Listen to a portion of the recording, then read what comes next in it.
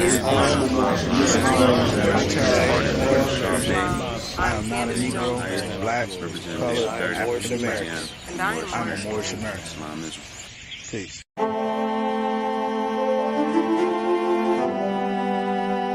Yeah. Hey, 5 on the right, 2 on the left, man. You know what time it is.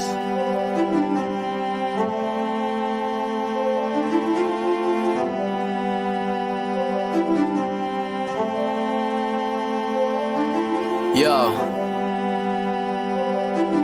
We just Moors in America, soared through the shores and endured criminal acts of war on our character. 7 years after the 4th score, no reward. Shout out to the most courageous, they was jumping over barriers. Where does that compare to you? We come from a place where you scared to visit our area. We come from a place where it's scary for good Samaritans. Heavy luggage we carrying, babies having babies. It's crazy being American. Praise the one and only Allah, there's no comparison. La ilaha illa Allah, body and buried gin. Laughing at you clowns like ha-ha, dodging the Nephilim. Conquer lower self with the high, follow your regimen. Way before they came we were gods and now we specimen. Tried to take the light from our eyes, thank God for Edison. Then they put the wool on our eyes, it's so embarrassing. Now we travel frequently, we should invest in Sheraton. All of us got gold on our bodies whenever we stepping in. Screaming Ramadan, Mubarak, training the flesh again. Wishing we could move as a unit just like the Mexicans. Dodging all the foods with estrogen, synthetic medicines. All sin isn't devilish. Sometimes the decisions that you make come for a better gift. Sometimes when you sin is to relate to all your brethren. Heavenly gates all in our face, we the champions. We live in the sky, we see the angels on the chariots. Waiting on the $20 bill, facing Harriet. I bet you I'ma carry it. I'm in love with music to the point I wanna marry it. But my love for people is greater, so I write messages. Largest spending power, but we still sit at a deficit. Living amongst prejudice, even at our residence. Moors in America, flourishing, excellent. Let's buy up some neighborhoods and groom our own president. Yeah. And I come to you today with all intentions of spreading love, truth, peace, freedom, and justice.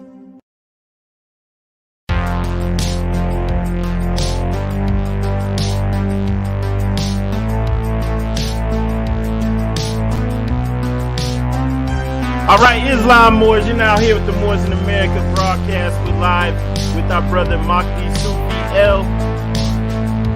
Before we get started though, as always, I want to read this disclaimer out. This video represents the views of the presenters and our guests, and it's based off our personal research and life experiences. In no way is this content endorsed by or representation of the official policies of any other organizations, right? This is us speaking off of our experiences. And first and foremost, we always rise and give the highest praise to the Most High, our Father God Allah. We extend honors to our divine prophet, Noble True Ali, for bringing us our divine creed and nationality. I'm hoping you know how important that is, but if not, just stay tuned. We also give honors to the forerunner to the prophet, our dear brother Marcus Mosiah Garvey, for preparing the way. And we extend honors to all the good Moors out there, all the true Muslims, all of those out there working to bring light, the light bringers. All right? Honors to all the faithful Moorish American Muslims watching right now. Want to ask one thing. Make sure you click that like and share button. Click the like and share button. Help get the algorithms up. We're the ones telling our own story. We're the ones getting this information out. This brother's doing great work. Great works. I mean, should be on CNN and all these other media stations, but we have to cover it. We do. That's why we have Moors in America. So we need you to share this. Hit the like and share button to help get this information out there. We're going to be discussing a chart that our brother made. It's the Moorish American jurisdictional chart, and also going over some more information too. Our brother here is an author. He's wrote several books. He's doing a lot of great works in his community out there in Philadelphia. He's also a magistrate in the Philadelphia Interfaith Court. So really looking forward to building with this brother. And I really think everybody's going to enjoy this broadcast. So, excuse me. One thing you can all do, though, after you finish watching this, make sure you click the links in the description to check out this brother's websites and just check this stuff out so you can see what the brother has going on. He's actually got links in here also for 2 of his videos, and he's got some pertinent information in there, so make sure you check those links out. And as always, everybody, make sure you click the like and share button. You're listening to the True and Living Light Bringer Moors in America. As always, I'm your brother Lloyd Douglas, also known as Sharif Ali, and here we uncover and bring glorious light to all issues pertinent to the Moorish American paradigm. That's why we had a brother on here today on this podcast on Moors in America. And so, like I said, just need you to click that like and share button, and we'll be right back. You know how we do.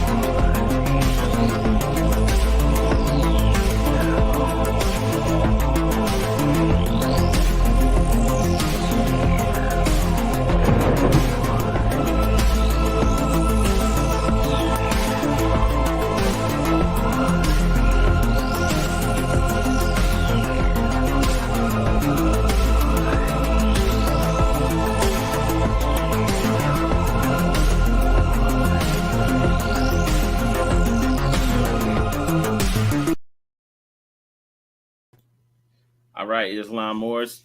Just want to say thanks to everybody for joining us, and actually waiting on the brother to come in, but I'm going to pull this up real quick so you can check this out. Okay, I see the brother. Islam, brother. Islamism. Praise Allah. Praise Allah. First I rise, giving all perfect praises to Allah subhanahu wa ta'ala. And I like to give honors to his holy and divine prophet from A to Z, of course, with the prophet Noble Drew Ali, and all like to give honors to my mother, my wife, my children, all the Moors across these shores. Praise Allah for you all.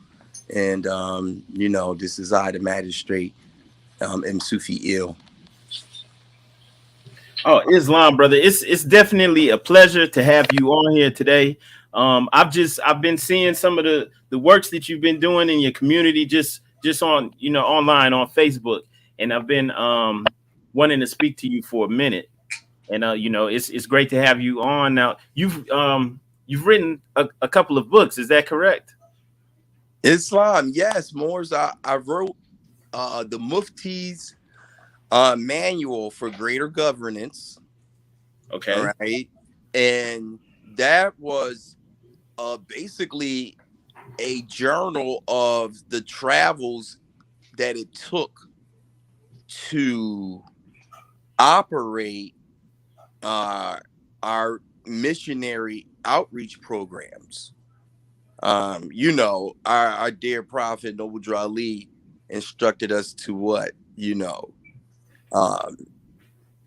teach men to repent from sin and learn to love instead of hate. But he said that in the sense of saying upon the hedges of the highways. And, you know, so we have that inherent obligation to do our outreach in a missionary capacity. And so that book, the Mufti Manual of Greater Governance, basically helps any executive ruler and just any faithful Muslim that is really performing uplifting acts and also they may also already take part and parcel of the uplifting acts of their temple or in their community and whatnot, then that manual helps to guide them so that they can better do their job, because it shows them how to write their programs. We do after school programs, summer camps. We got the Moorish Science Temple of America, but for 10 years straight, from 2005 to let's say 2015, we operated in maybe 10 different elementary and middle schools and high schools, and it was called Young Broadcasters of America.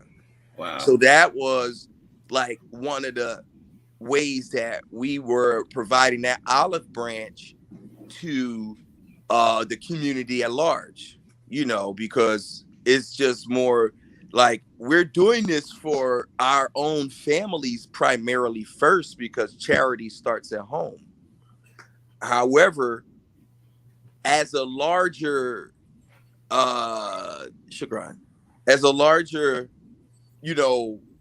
fulfillment of our duties that we were given my holy instructions on the prophet with our social duties and whatnot, and then we branch those out where, hey, even after school program, we don't only offer this to Moorish children, Moorish Americans, we offer this to all people from this particular community. And so, that's what that Mufti's manual is, teaching, someone who is a resource already or wanting to be a further resource in the community and fulfilling their rights and obligations that they have to take their place amongst the affairs of men. Then that manual will help you really take your affairs place of men in an organized fashion. Islam, brother, that sounds like required reading right there for everybody out there doing the good work. We do have a link in the video description for everyone listening, and I just posted it in the chat. But yeah, the link's in the description. So yeah, I'm glad you explained that, brother. Yeah, definitely. If for anybody out there, chairman, as you said, sheiks, grand sheiks, sounds like that's something that we all need to be reading up on. Secretaries, but also those who are just members, faithful Muslims, and they just happen to live out in the boonies where it's really no other sheiks or resources, anybody there. They just may be some Moorish family, Moorish American family. And so even that more would know, well, okay, so as I have my study group for my family, I can still get support from the community at large while not. It's kind of like you get to be in the world and not of the world, because you still are giving the resource that you need to see out there. You become the solution that you're looking for. Islam. And even just to be totally real, like for the brothers and sisters out there that are members, but they're not receiving like any type of instruction, Yes, like wondering what do I do? Because not trying to be negative about anyone or anything, just saying that some people, a lot of us, we're just trying to figure this out, and so the people are joining and they're not getting any instruction, and so that sounds like a great resource, brother. I'm glad you put in the work to put that out, and that sounds like something that's necessary for the people. Yeah, it really is, because it shows. I talk all about these different things that you do whenever you need to effectuate your agenda. And, those took years and years, solar years, to really work out and to become good at. And so I just happened to put it in the book because I had all my records. Wow. So I said, well, you know what? I'm going to make this like a little manual. People can see that if you living wherever you're at, domiciling, now, whether you executive ruler all the way down to just a sundry free Moor who happens to be the only Muslim in that neck of the woods, you could still navigate, because you can say, oh, all right, well,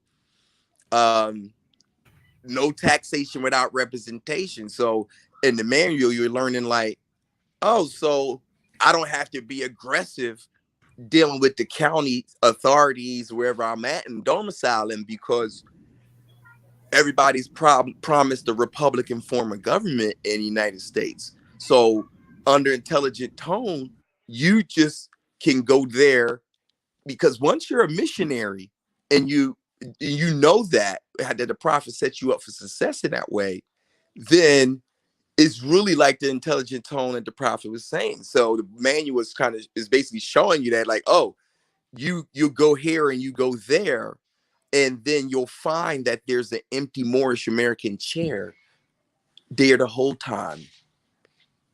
And you'll see that the other communities of faith and nationality as well. What I mean by that, the faith communities that are just, let's say, Catholic, Jewish, or different forms of Christianity, different, Islamic, Orthodox, all those people there. But then you got nationalities there too, right? Who are national interests. But then you come to find out they always have room for Moorish Americans, but we never take our place amongst affairs of men in a certain way. So we never know that it was always, the resource was always right there anyway.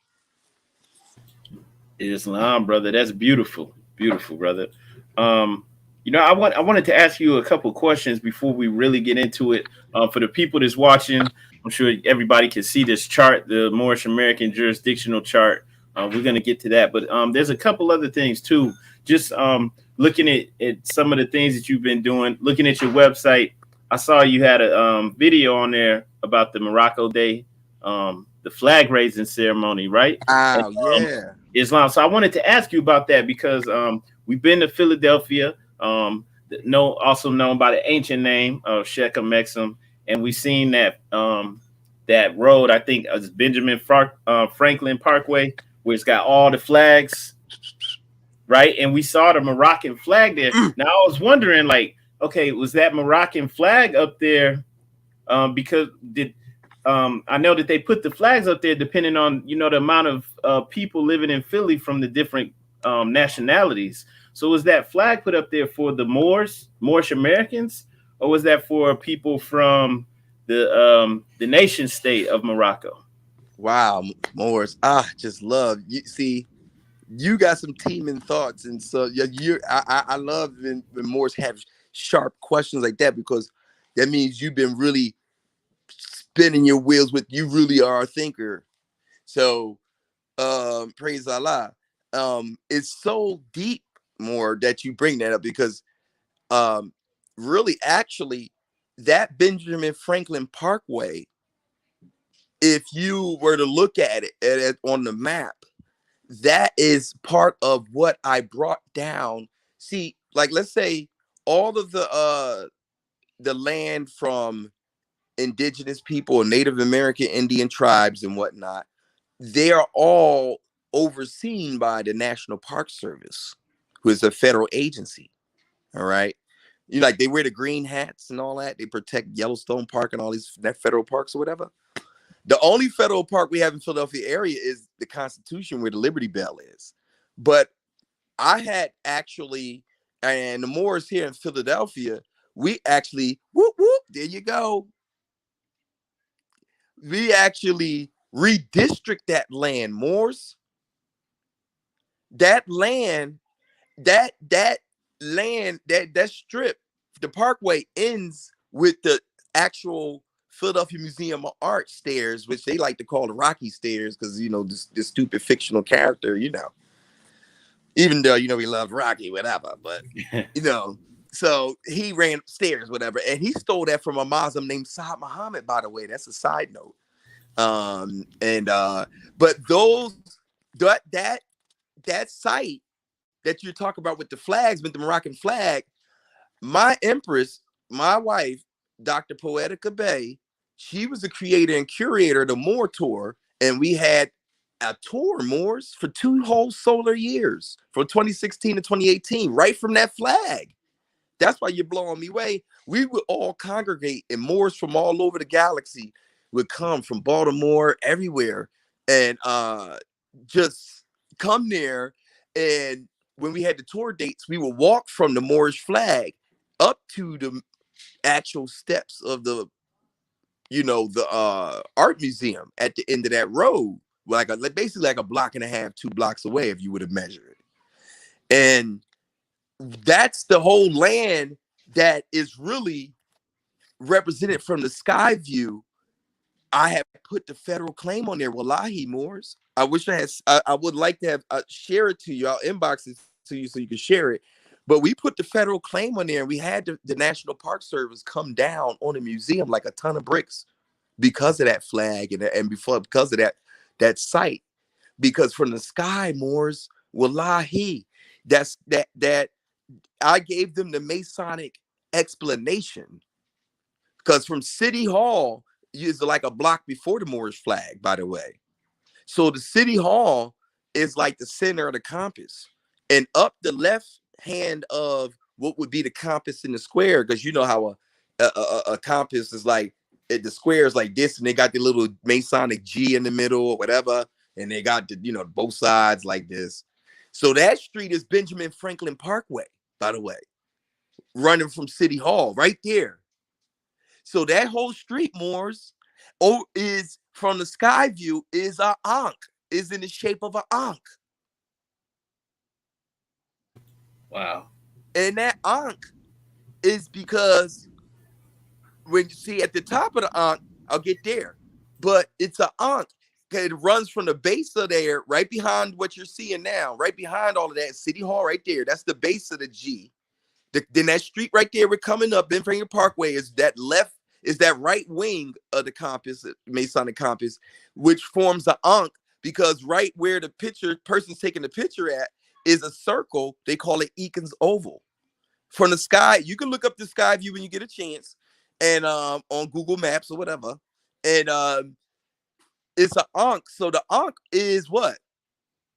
The ankh is the same reason that you universally, like for instance, brothers, Moors, sisters, if anybody was to ask, why are we Moors? And because, we have a lot of tribes and nationalities in our makeup and in our DNA code. So people that's Afrocentric a lot of times feel some sort of way, and they'd be like, well, I know that we Nubian and everything, but why we gotta be Moors? We gotta say, we just Moors.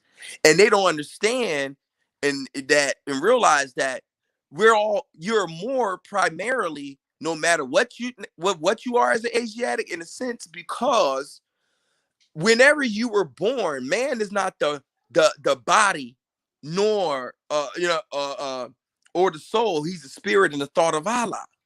That's what the Prophet Drew Ali say.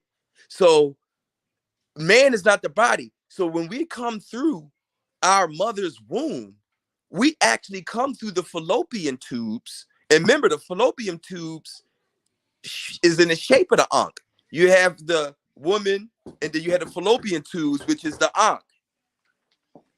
Right? And so that ankh is the same ankh that you're looking at with the Ben Franklin fallopian tubes, because guess why? The ankh represents the mother of all nations that births all nations. The ankh births all nations, right? The Moorish woman, remember, you know what this is, Moors, you know what it is. What happens? What happens? When you're in your mother's womb, you were what? Been flushed out by her menstrual cycle. Wallahi.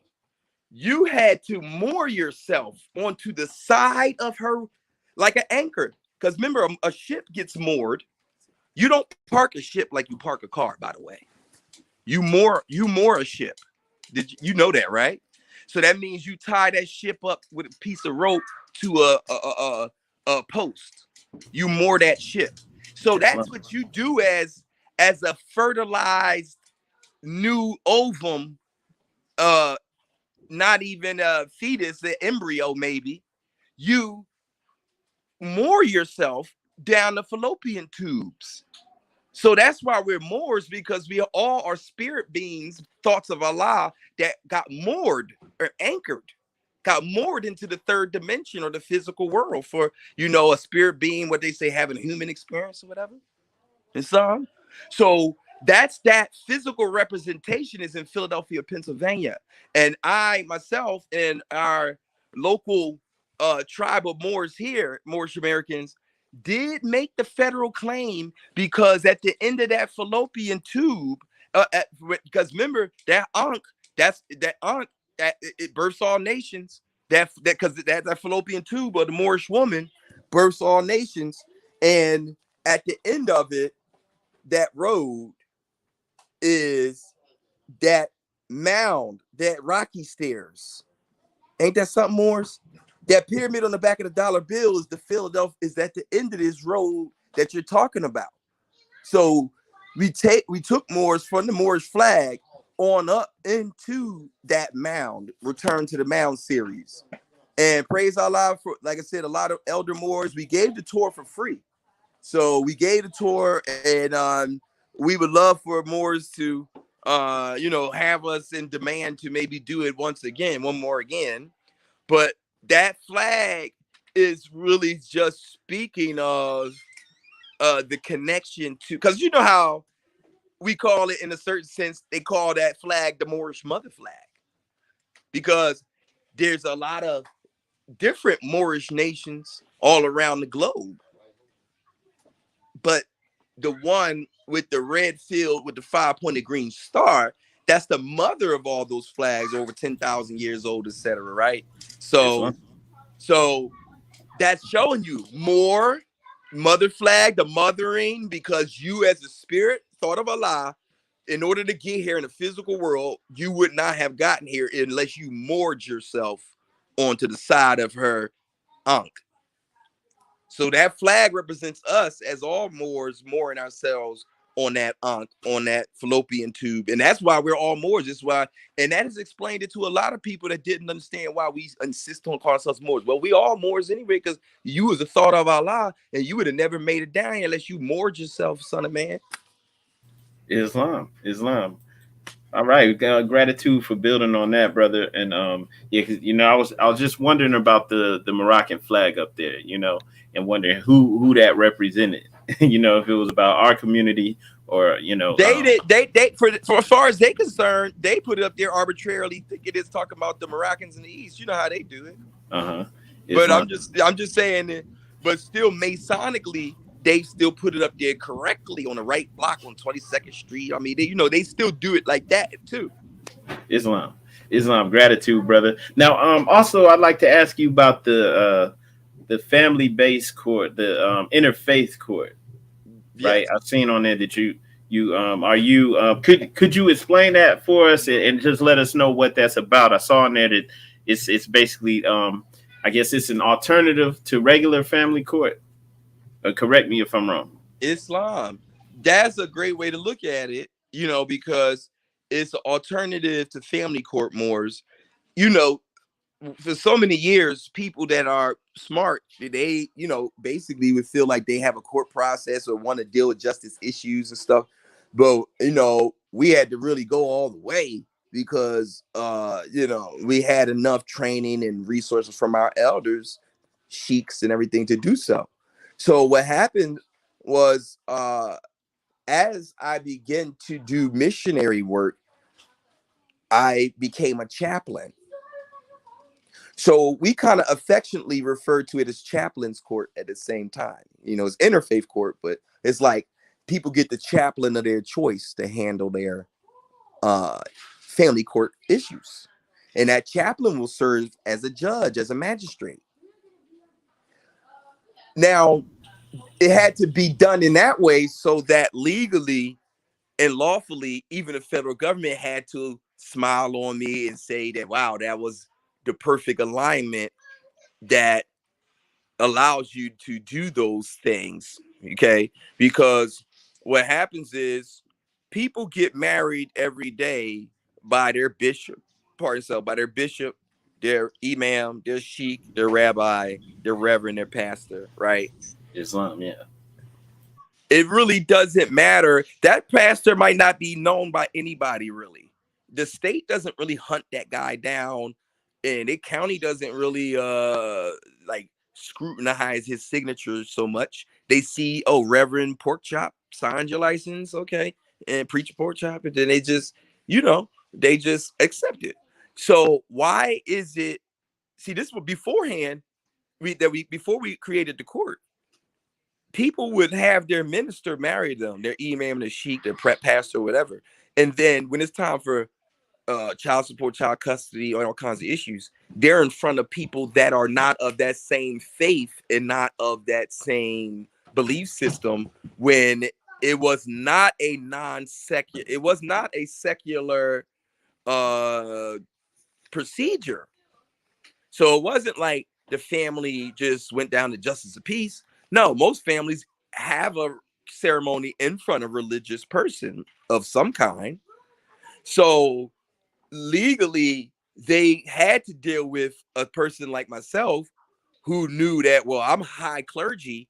That gives me the right to deal with arbitration, mediation, and all kinds of adjudication, as I'm the person that married this family together, and they have a shahada record or a baptismal, or they're the bona fide parishioner of this faith. So at that point, law has to work both ways.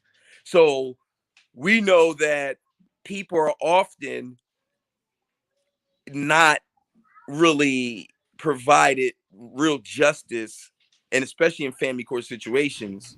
So when we find that the imam that's a popular imam, let's say in Philadelphia, we had a couple of popular imams that trained in our court. Nobody's going against the popular imam. The hardest Muslim brother in Philly is still, if the imam tells him to pay $40 a week, he's going to pay it. They're not going to argue about it or nothing. Right? So when it is that minister that is from that faith doing the child support, child custody, or whatever that means, is 1,000% more restorative to justice. Is 1,000%. A lot of families won't get divorced. A lot of the baby mama, baby daddy drama is nipped in the bud. So that's where this is so instrumental, and where we have an alternative family court where they actually let us use the largest courthouse in Philadelphia. They let us use a room or two inside the Criminal Justice Center, which at the time was the largest courthouse in Philly, and a place that I couldn't stand with all my heart and soul as a young person growing up. Of course, this is like the courthouse of terror. And yeah. So imagine me getting awarded courtroom 304, and that was on the 7 right there. 304 is 7. So it was like, so very instrumental, because as a chaplain, I became a Moorish chaplain and an interfaith chaplain. So I would be able to go to jails and prisons and get people out and go to court for them, all kinds of stuff. And I realized that most of the Moors around the country are at best doing what I call the Moorish law firm degree. And the Moorish law firm degree just means that when they get people that they help and try to, assist them with their protection of their rights and immunities, they often just do it in a way where, they just help them with some documents and tell them to go help them battle the court or something. And so we knew that, hey, in order to get a jury of your own peers, you're really going to have to create that venue, create that court. And since everybody has a right to religion, see, the Prophet Noble Drew Ali had it as a civic organization first from 1913 to 1925.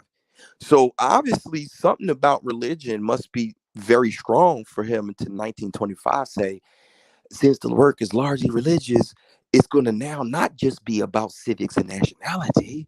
It's going to be our actual religion now. Yeah. Islam. So because what happened is, I can only imagine him knowing basically the foreign venue, the Albions are not always going to observe your civic and nationality rights, because even people that never forgot their nationalities, they're sending bombs over there, bombing them out every day. So what? They didn't forget their nationality. They still hate them. So he knew that, oh, I have to give him another side of that coin as a protection, which is the religion thing. Because what happens is now, if they ever tell you to take off your kimar, your turban, or your little yarmulke, or whatever your little religion is, now their whole system unwinds instantly, because their little Wizard of Oz type of flow is based off of Catholicism. And so every last county and jail and fire department is Irish Catholic. The police are Irish Catholic and all that. They hire some Asiatics and some Japanese people nowadays. But if you don't know like I know, it's still just Catholic charities on the low. Islam. So what I did was I walked with that. It's not a secret, but let's just say I walked with that heavy information to know that, oh my stars, the stuff that the people like, Taj Street Bay and all these type of people say, these people that watch them have no idea what they're really saying. So they miss the point and they always are getting it wrong when it's kind of more simpler, like the guy is saying it, when they trying to like do this heavy paperwork, but not really realizing that the highest jurisdiction in the galaxy is Allah subhanahu wa ta'ala. So all sovereignty flow from Allah. So if you're not talking about Allah, his angels, like the prophet said, Jesus, Buddha, Confucius, Muhammad, and all that, etc., and you're not talking about Jibril, Mikael, and all that, you have no defense you have no claim to nothing sovereign. Only sovereignty man shares is that Allah himself is sovereign.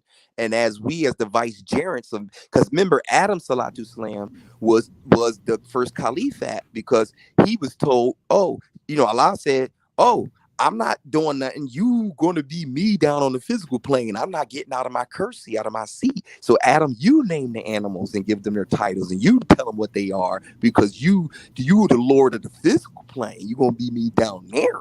So so now that's where Adam Salatu Salam got his sovereignty from, the holy breath of Allah subhanahu wa ta'ala. But there's no, when you defending yourself, you trying to make that kind of claim, oh no, I knew that I couldn't use anything but Allah. But you can't go there and talk about, oh, you have a treaty and some other kind of nonsense that's second and third dairy. See? Islam. So we had to open up an institution that would allow us to deal with our most egregious situations where they're attacking us from. Most Moors are not doing anything nefarious or anything. So the only type of legal situations with the system that they might, and with the matrix that they might get into, is family court issues in general. For the best Moor could get into something like that because it's just designed in that way. So we knew that opening up the family court was the court that even the federal government, which I had to deal with Homeland Security, FBI, and all of them, and they had to press my palm and be like, wow, it's amazing that you get to do it. My language is, everything is right and exact. And the jurisdiction is, they even asked me, what is the source of your jurisdiction? Now that's that would be in Guantanamo Bay, Moors. Wallahi. I wouldn't be here to talk, bro. I wouldn't be here to tell you the story, G Money. I'm telling you. Yes. The only reason I'm here to tell a story, Moors, is because I was well prepared for that question. Yes. Yeah. And to the fact where my bailiff and everything at the time, high honors to Commander Farouk Bey, high honors to him. When I got that invite to the FBI, they was like, all the Moors was like, oh, we can't go. I said, y'all hostile Moors can't go anyway. Because they was like, they too hostile. I said, I know y'all my security. Y'all got to be hostile. That's why y'all can't go. So I'm going. Plus, this is my moment of truth. I created this court, and that broke world history. So they gotta check me. They gotta see what's up. Oh, you know what I mean? So when I go down there, sure enough, that's the $6 million question. What's the source of your jurisdiction? But it's right and exact, because the source of our jurisdiction to do these things come from Allah, and they come from what? I got to tell them that what? Oh, 1982 was the year of the Bible. So y'all the one, not me. Y'all the one. Congress in Washington, D.C. said everything in the Bible is true. Y'all did it to benefit the European conservative Christians in Florida and all of that. But oh well, y'all didn't know Moorish American Muslims would ever be here, but we're here. So y'all did that in 82. Oh well. So I that's what I told them. So that became public law 97-280. So that means that they said that the Bible is the undisputed word of God. Ooh. So if they did that 20 years later, well, whenever I came in 2012 and wrote it.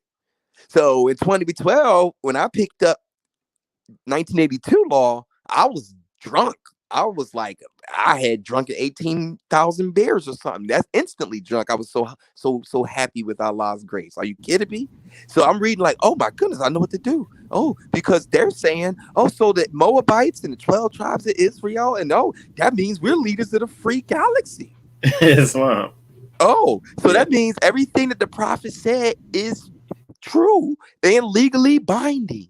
And since he gave us himself as a prophet and he gave us a holy book, he gave us a divine prescription that is a medicine, a scripture, as a prescription. And that medicine from that doctor, the original Dr. Drew, gave his people a particular Islam, a particular, medicine, a prescription. Now that is what you get to be protected under your own vine and fig tree under federal law now. He was so masterful, the Prophet Drew Ali, because he had in 1925 say, well, I have to be their prophet in the religion, not just as a civic organization since 1913. No, this becomes a religion in 1925, because the only way they're going, when the Europeans get really greasy, the religious rights is the only thing. But if they got to go by for the Muslims from the East, the pale Arabs, like they do every day, they're going to tell you can never Muslim enough for them. So they box you out. Everybody going to box you out and you ain't going to have no salvation. So the prophet said, oh, since the United States, since the First Amendment says that interfaith is the bomb and everybody gets to be, oh, well, good. Well, I'm going to be their prophet. Allah's going to be their God. And then I'm going to give him a holy book and a particular prescription, because people say he plagiarized. He never said. He said he had, what he say? Divinely prepared. Because you prepare prescriptions, brother. Islam. That's what doctors do. So as a spiritual doctor, a metaphysician, right? As an Egyptian adept, whatever they was trying to say, then he put that prescription together. So now him giving you that triangle is so tough. That pyramid, he gave you Allah. Then that's your God. He gave you himself as a prophet. And that third triangle, he gave you a scripture, a prescription. Now federal law, anything in that circle 7, you could go to sleep with flip-flops. No, it don't matter. You can stand on it. They have to deal with you because you have your own vine and fig tree, and nobody. This is America, baby, and you get to stand on it. Ain't that deep? And I won federal cases on that. More is Islam. That's beautiful, more. And I'm so glad you shared that, and just want to reiterate why it's so important for Moors to know that we can't leave the religious aspect out. More. I mean, people are coming into the information, and I respect it. I know where they're coming from. I know where I was at, but we can't leave that out. That's where the salvation is.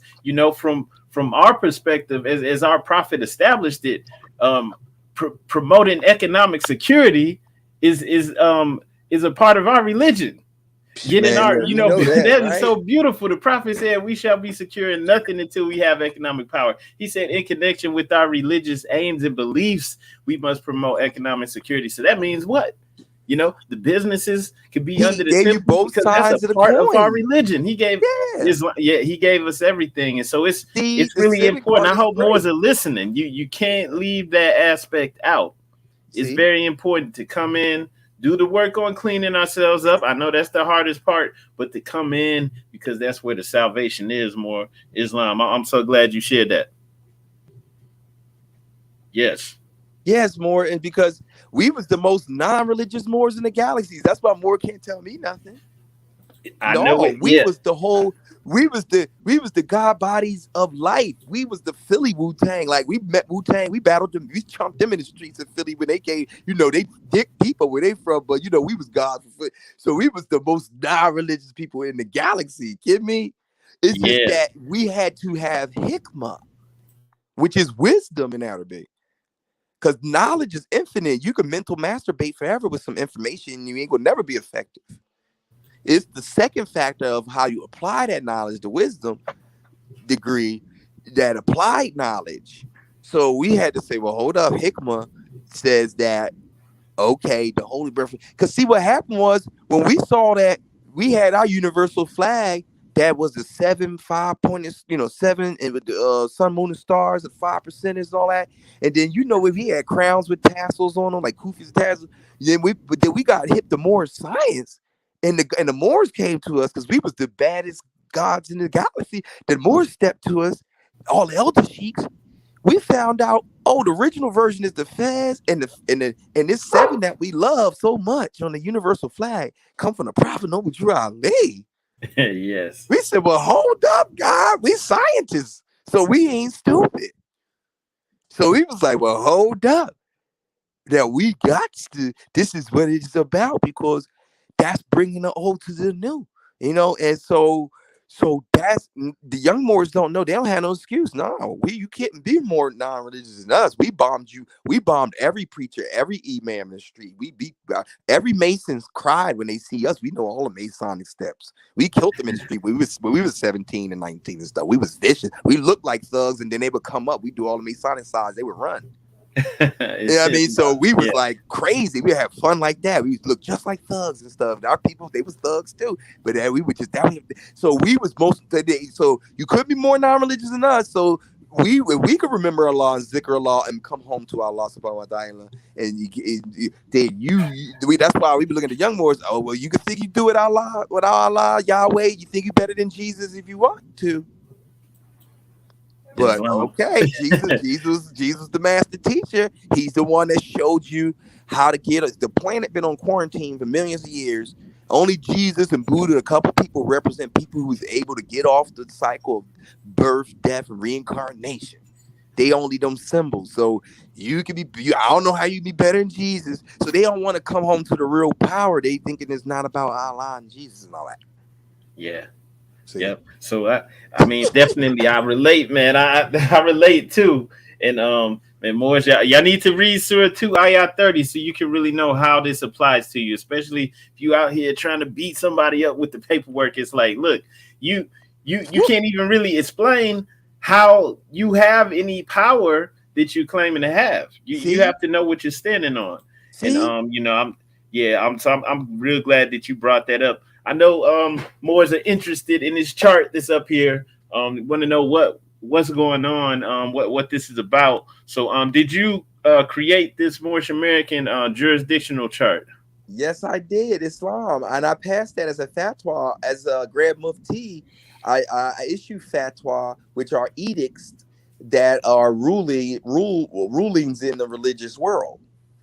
And so in the Islamic world, they're fatwas. In the Christian world, they're called papal bulls. And so fatwas are authored by me, but also they've been authored by any mufti in the field, which has been very powerful, because a lot of muftis see what goes on in their temples and their neighborhoods and their stores and all this kind of stuff.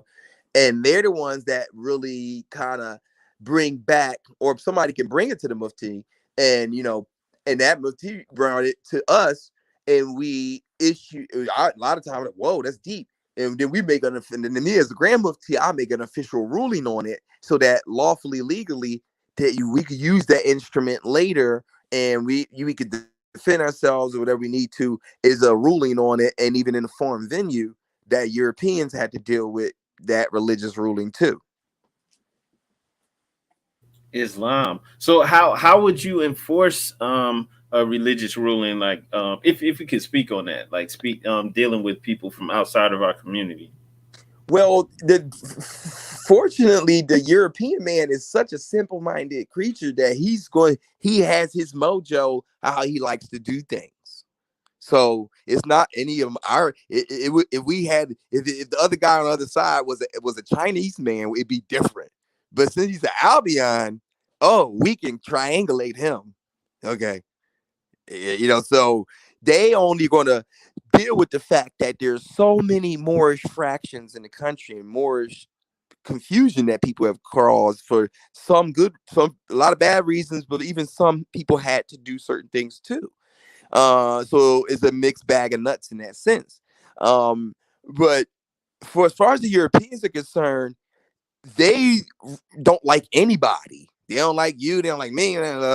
So their thing like is either. Yeah, that's true. So they just don't like anybody. So you got to know that it's not personal. It's not like dealing with another Asiatic where it's so much like all these different grades of emotions and everything. It's not with them. They don't like none of your darkies or whatever. So when they dealing with the Moors and the Moorish Americans, they're only going to deal with it militaristically in a sense that they're only going to want to deal with the people who got their thing together and have the best, broadest, sweeping policies. See, so a lot of my job became a policymaker because I don't have the finances accessible at my fingertips right at this point right now, and then I didn't have any clout or any kind of manpowers of certain types of levels to be in the enforcement. So what happens is my edicts always it just became this way over 20 solar years of writing, because I got nationalized in 98 and I started this missionary work in 2006. So since 2006, I've been writing like this. So after a while, it becomes the art where you could solve it in one sheet of paper. So what happens is it gets enforced because as far as the Europeans are concerned, that I have the best solution that is not adversarial at all. I got calls different federal agents and they like, yo, magistrate, they told me all the Native American chiefs in the Delaware Valley hate your guts, all the regular Indians and stuff, right? Because I claimed the mound, right? On the back of the dollar pyramid, on the back of the dollar bill, that whole site you saw, Ben Franklin, I claimed all that, bro. Uh-huh. It's called Shakamaksim Mound now. So anyway, they're digging underneath that mound for 20 years. That's why I claimed it, because they're digging our ancestors' bones and relics underneath that pyramid site, bro. So it's not like I claimed it and I got some juice or power. No, the feds saw that the museum is actually still for another 14 years from now. They're still digging. They dug for 6 years and they're still digging. So I told the feds, riddle me this, why they digging for 20 years and not 6 months? So the feds was like, what? And I was like, yeah, well, they got 200 million on y'all watch. And I'm sure you got some out of that 200 million. I know y'all feds gave them at least 10, 20 million of that. So they under your jurisdiction and I'm making a claim. So they looked it up. They was like, yeah, we did give them out 15, 20 million. I said, I figured. So then I'm invoking a claim since y'all gave them some of the dang 200 million, because they obviously digging my ancestors' bones out of that piece. So they came down on the museum like a ton of bricks and I claimed that whole area. So now, but that's just on another note. But on the enforcement side, when I did that, of course, all the half breed and our cousins and them redskin Indians and stuff, they got so upset about me doing that federal claim, of course. So when I got talked to the federal agents later, they was just like, yo, L, they hate you with all their heart and soul, all the chiefs. And I said, yeah, well, what that mean? He said, no, we don't care. We could care less. This is what National Park Service say. Well, guess why? They said the way you negotiate makes you a chief. Wow. There's no anybody that ever could tell us the claim about this pyramid, it became like a national treasure movie, and National Treasure was shot in Philly. And so I came with a real National Treasure movie talking about the pyramid on the back of the dollar bill, and they went and verified it, G. So they was like, them red Indians can say whatever they want, but the Moorish story about Philadelphia got to be preserved because I claimed the pyramid site, G, and that was what it was and is. And so they was like, all the chiefs can hate me all day, but I got to be a primary chief in Philadelphia for the Moors here because I took the throne and I didn't take it like by force. I had contract with the museum and everything, and I put the claim on it, and none of them half-breeds knew nothing about that pyramid site or nothing about Ben Franklin Parkway with them flags, nothing about that Yoni, nothing about that, no. Islam. So the Fed said they don't know nothing about them stories, and we verified them. Yeah. Islam. So that Islam. So the thing is, the last shall be first, and the first shall be last. So we lost our nationality in Philadelphia. So it's going to be some high-power Moors all over the country and all over the empire, really. But it's going to take the first spiritual push coming out of Philadelphia, since this is where we lost our nationality from. It's going to take the Philly Moors get their thing at first, because they fell first was on that nutty stuff. So last should be first, first should be last. So when I came with the court, I came with the prophecy. That was when they asked me, the FBI, that was a part of it. Revelations chapter 3, verse 7. I'm the angel in the church of Philadelphia. I fulfilled that prophecy right there. By open up the Interfaith Court. So now we can all open up our Moorish Science Temple, because we might not all have interfaith constituents like me. I have constituents from all walks of life that are Muslim, Hebrew Israelite. I mean, all of them, they all want the major city like Philly. They like, oh, that's the Moor. I don't care if I'm not. They still want to be with us when it gets dangerous, yeah. which is great. But praise Allah that at least the streets loving us. So now we telling them, but if you don't have an interfaith court, just as Moors, we run our chapter 29, our magistrate and subject court. Because remember, Moors were very confused because the sheiks in the temples didn't really understand their power, so they didn't know that a sheik is a lawman. But they're saying, I don't do law. But it's like, hold up, the first line in chapter 29 says that, uses the word sovereign, and says that the magistrate is sovereign. Islam. So they're saying that the Moors don't use the word sovereign, but the Circle 7, the Prophet himself, I told them that they had low self-esteem. They never thought even as a sheik, they never thought that they would become a judge, a magistrate. So they never even read that chapter. They can't tell me they read it. If they read it, they would have read the first line at least, because it's the word sovereigns in the first line. So you couldn't have told me that Moors have nothing to do with sovereignty, yet the Prophet Ali is saying the magistrate is sovereign in her Circle 7. Come on now. So it's just that we don't have European sovereignty. We have Islamic sovereignty, which means Allah himself is sovereign. Alhamdulillah. And we share in that as the caliphate and then as the believers. Islam. So our nation becomes sovereign at large. So we have to train up each other. We have to get the training so that we can take our place amongst affairs of men, because in these interfaith circles in every city, there's an interfaith conference every month, and they have all kind of religious bodies there and nationalities, and they never have a Moor there. So when you go there and you're trained up with right things to say, and you can, now you're going to be bringing all the resources back to your hood, to your temple. It's been sitting there the whole time. And then I talk to the imams. I'll be like, y'all ain't even right, because they be like, I know a Moor from South Philly. I'll be like, but y'all ain't banging with us because y'all be going to Jerusalem with these people, having all these resources. You never told the Moors to come to none of this. But it's really still our fault too, because we saying it ain't about religion. We just all over the place with it. So it makes the people hard to help us too. But this chart, more importantly, is about the harmonizing, because when every Moor is looking at Moors on the internet and they're saying, see, myself, I'm not a scholar in Moorish science. I'm a governor. So the scholars are so concerned with one person being right and the other person being wrong that they don't really get the best of the information and what we call the saving power. So they have a lot of information. There's no saving power there because it's not placed in mathematical order. You know, when you're doing some kind of algebra, you got to do parentheses first, and there's the order of operations. You can't just start dividing. You got to do add, multiplication. You know what I'm talking about? Exactly. Yeah. So that's what's going on.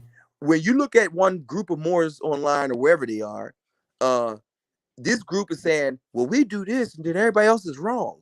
Now, me, as the National Grand Mufti and as the Caliph of the Moorish National Republic, I'm going, both of these people, everybody on the table is saying the right thing, but they think that everybody else is wrong. This is the part. So this chart is harmonizing off of that. It's harmonizing the energy saying, no, it's not that everybody else is wrong. It's just that your group of Moors is only focused on this issue, and you don't realize that the European system is only a mirror image, a Masonic mirror image of Moorish science and a Moorish government. So just like they have a local, a state government, and a federal level, we have all three of those in higher levels in our free Moorish society as well. So what happens is, you just didn't know that your group was really good at and concerned with, like these Moors, like it's all about gold and silver. You know, okay, so we realized that you're only dealing with federal level or international issues. We couldn't get that group of Moors to talk about daycare if you paid them. They don't want to talk, those Moors that talk like that, but they acting like the people talking about daycare is somehow wrong. But no, it's not that. It's just that group that's talking about daycare might be a Moorish state level society, state level institution. Why do we say that? Because when a person gets food stamps as a United States citizen, it's not the city government that gives them food stamps. No. And it's not the federal government giving food stamps. It's their state giving the food stamps. So the state cares about your welfare. See? So so we say that, oh, you're this group, you're you know, then that's because you're an empire agency. Because we need Moorish municipal agencies. We need Moorish state level institutions, not Moorish state. We need Moorish federal level institutions, and we need Moorish empire level. But they're already there. All I did was say that, hey, you guys only care about Dr. Sabi and all that. You guys are basically the health department.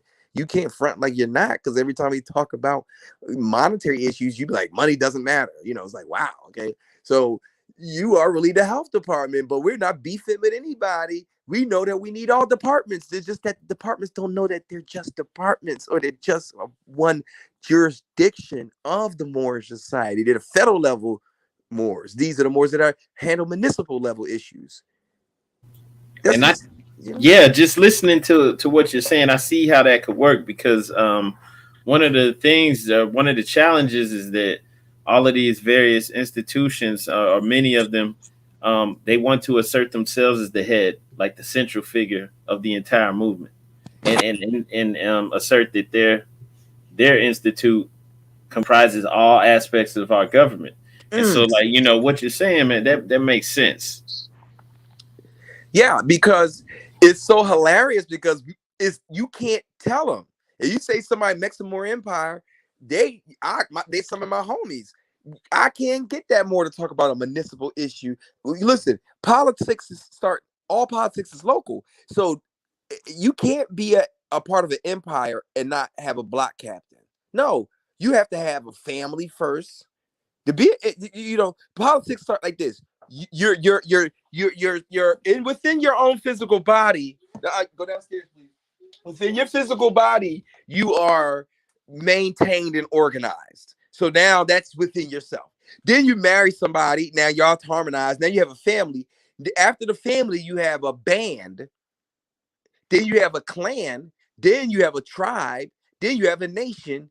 Then you, like, after you have a couple kingdoms, because if you have an empire, you have to have at least three sultans.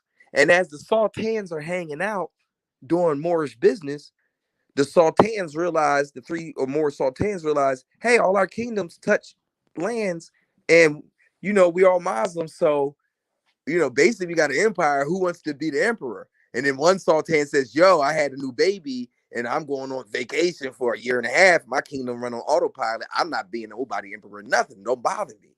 So then we say, oh, okay, so a few sultans have to get together, and then we all pick out of those 3 or 4 sultans. Oh, this one, he's available and he's with it. Then he could be the emperor because we all was cool with that. So these people be emperors and they don't have no Moorish kingdoms. I can't point to the sultans that got money that they're sultans that voted them in. Islam. And I'll be like, what's so I gotta like, what are you talking about? Some people, I'm not saying that it's not out there totally. I've met some very powerful Moors. So I'm just saying most of it though, in general. All these people at the Edinburgh, them sultans be balling out and they just choose one of them. Yo, I guess I'll do it. And they be like, yo, but you don't know. You think the emperor is so powerful. It's just, no, the sultans are powerful. That they just pick one of them is just in the right mood. And they're like, yeah, you know what? I'll do it. And they're like, yeah, let's just vote him in as the emperor. And they just, because we don't want to do it. Our kingdom's on autopilot. We get money. We know we might, I might have 2 more extra wives. Who knows? I can't do it. So, but this chart is putting everything in order to say, you Moors are only focused on this. So that makes you a Moorish state level agency, whether you know it or like it or not. This makes you a Moor. So what happens is it puts the circle 7, the temple, because Moors don't really know. A lot of it is the vocabulary, and that they know the vocabulary, but they don't know that the religious vocabulary is the most powerful one, because that's why the prophet set you up for success in that way. So the word temple actually means municipality or village or township. Wow. So that should be a clue to you. At the bottom of this chart is showing you the colors. Red means federal level. White in the middle means municipal. So basically, Act 1, see, I went to Baltimore and did a speech with a lot of Grand Sheiks in that area, and I had to tell them, look, everybody's missing Act 1. It says make law and enforce law. That means that any Moorish institution that you need to create, you get to vote it in with the help of the Moorish grand body and the prophet and all that. Oh my stars. So the making law means you get to have a Congress and a whole legislative body. Enforcing law means you get to have a court and a police department and the whole 9. So within Act 1, you got your whole legislative and judicial and executive branches right there. And since the United States is dealing with religion, right to religion, and they can't stop you because like everything's Catholic charities, whether you know it or not. So if they dare tell you to take off your little Kimar, everything's going to fall apart for them too.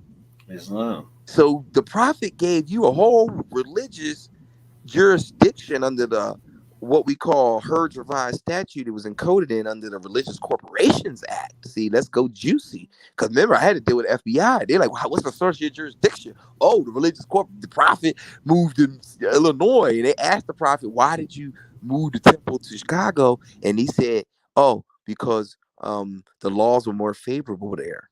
And what that was basically interpreted, especially myself, I could say this by having to live out the works myself, is that, yes, at the time, Illinois had the Religious Corporations Act on a book, which said that religious body politics were sovereign, could have their own universities, police districts, whatever, the whole 9.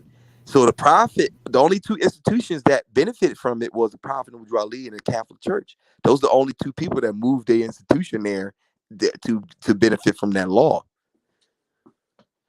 See, so that's why it's masterful that, see, when we was coming up in Moorish science, we used to say, well, it's like 7 temples in Philadelphia. Why is all of them named temple number 11? And the elder Moors really couldn't explain it and tell us. But over the years, I realized, because I learned this part, that the word means city. Do you know anybody that moved to that live in New York, support corporate? They're ever from New York territory? Do you know anybody? Can you say that again, brother? You know anybody from New York Corporation territory? Oh, yeah, my wife. Yeah. Okay, so now you know they don't have no names of the school. The school is called PS 125 and all that. That's right. Yeah. Why is that? Because they're giving a generic name to the school. Basically, they're saying like public school is for orphans, so we don't give it a name. We're just going to give it school number 12, public school number 18. You see what I'm saying? Yeah. But that's not, I'm just saying that in a negative way. But it doesn't have to be in a negative way. The Prophet Ali, radiallahu an, sallallahu alaihi wasallam, he had said, he had did it that way in a positive way. Because when he said Baltimore is temple number 13, and you walk around Baltimore, you're like, why is every temple in Baltimore temple number 13? Why? Because temple means city. So when he's saying this city or village number 13, Islam. Just like he's, because that so then I realized, oh, so this temple is temple number 11-1 and this 11-2. They're like, yeah. Oh, so this is, so what he did was carve out a jurisdiction for you by calling the districts, the legal districts of his citizens, he called it the word temple. And by calling it temple means that it makes that building a city hall. It makes the executive rule. That's why he said the grand sheikh and the chairman. They become the mayor and the chairman of city council. They're right there. Boop. Islam. For any Muslim. So that's why the temple's in the center of that chart. That's how the sheiks are supposed to dish it out. And we're all supposed to go to the temple so-called Thursday night justice day, whatever we call it. And that be Moorish court night. And that way you ain't got to go to Albion court with child support court, even if it's regular court. You got to go there because that's your city hall, that temple. Because temple means village, and that's where the chairman did it. See, so that's where the protection is. Then, after your status is acknowledged and fully protected, then you can turn around and wear them out on offense by mentioning treaty and mentioning United States Code and mentioning all these things that you think are really cute and important. No, Allah is protection. Oh man, Islam, we lost the brother too, right while he was going in. I'm not sure. I think the brother's connection must have went out. But the brother was building on that. Right now we're building on the chart that the brother prepared, Moorish American jurisdictional chart, showing how all of this could work. And instead of coming with the division, which a lot of Moors want to do, all those Moors are in folly. They wrong. These Moors are wrong. Moors saying the temple's wrong. Everybody's coming with this same approach, and it's not working. So I appreciate the brother. He's showing how it can work, and instead of coming with the division, he's showing how it could work as a collective. So I would appreciate if you Moors would hang on so we can get this brother back on. Make sure you like and share this video though. All right, everybody watching, make sure you click the like and share button. And we're going to do what we can to get this brother back in here. All right. But everybody click like and share, and we will get him back on. Right when the brother was going in, the connection got kind of shaky. So don't go anywhere, Morris. Matter of fact, we're going to be right back. Don't go anywhere.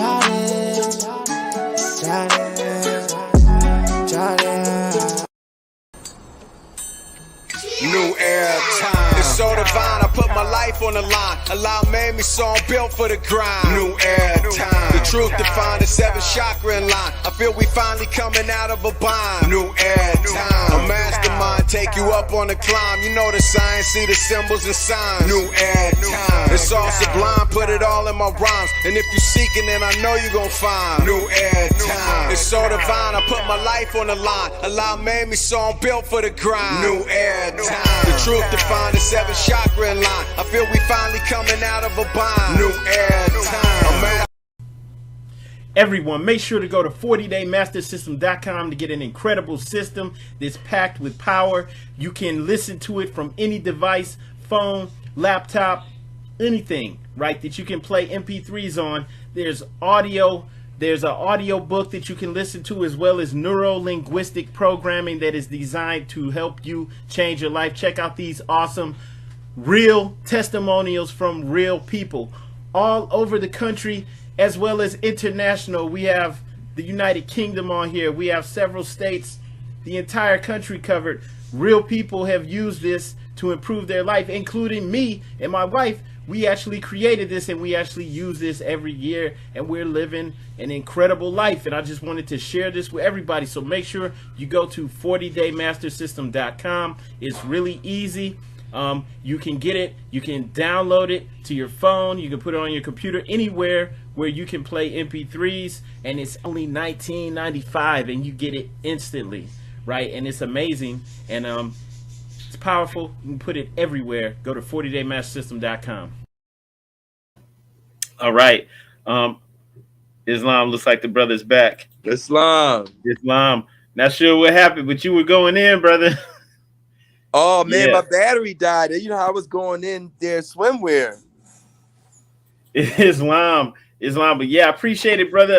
You were really building on how the prophet set the temples up, basically as cities or as towns. As a city hall of sorts that represents the center point of the village, basically. Islam.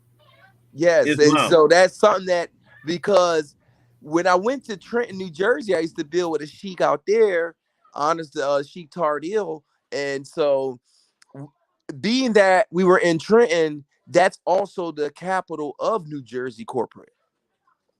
So it also has all these institutions that are not in nowhere else in Jersey. So riding around the state capital of any state, I'm sure, is just juicy for Moors like us, right? So Islam. So we do the sheiks, we heavy. So we ride around state capital. We like, whoa, this is juicy. So we go. They have an office of government and townships. What? So the Moors, we like, oh, pull over, let's go. We're going in here. Yeah. We're under intelligent tone.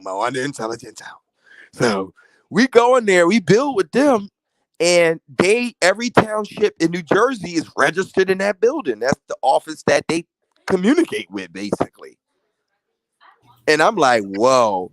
So we read in their dictionary under the government language. When we just, you know how we are, we cracking through all the books, whatever we can find while we in that office. Yeah. So, we doing our little recon.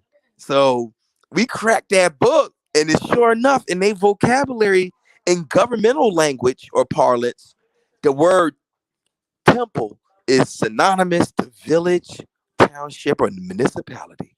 We like to have died and went to heaven right there. Wow. We was like, wow. In governmental language, temple is just stuff that you can't find in Black's Law Dictionary somehow. You know what I mean? They got to get more, Moore's just only got these little cookie cutter stuff, But you got to get out more, So we say governmental language, temple means village. Oh, my stars. So we get it. Moorish signs temple. Temple number blah, blah. Whoa. Temple means city. That's wild. Yeah. Means village, means township. So that's why every temple in Baltimore is temple number 13, because it's city number 13. It's PS public school number 20. They're just using generic name for the city instead of calling the city Philadelphia. He called it temple number 11, city number 11. Like just like the public schools in New York are called. I think they're trying to give them names now, but they're really PS 12, PS 120, and all that. Wow, brother. Man, gratitude for sharing that. That's the first time I heard that too. See, you said that was in the dictionary that was in the government building for governing the villages and townships. Say it again.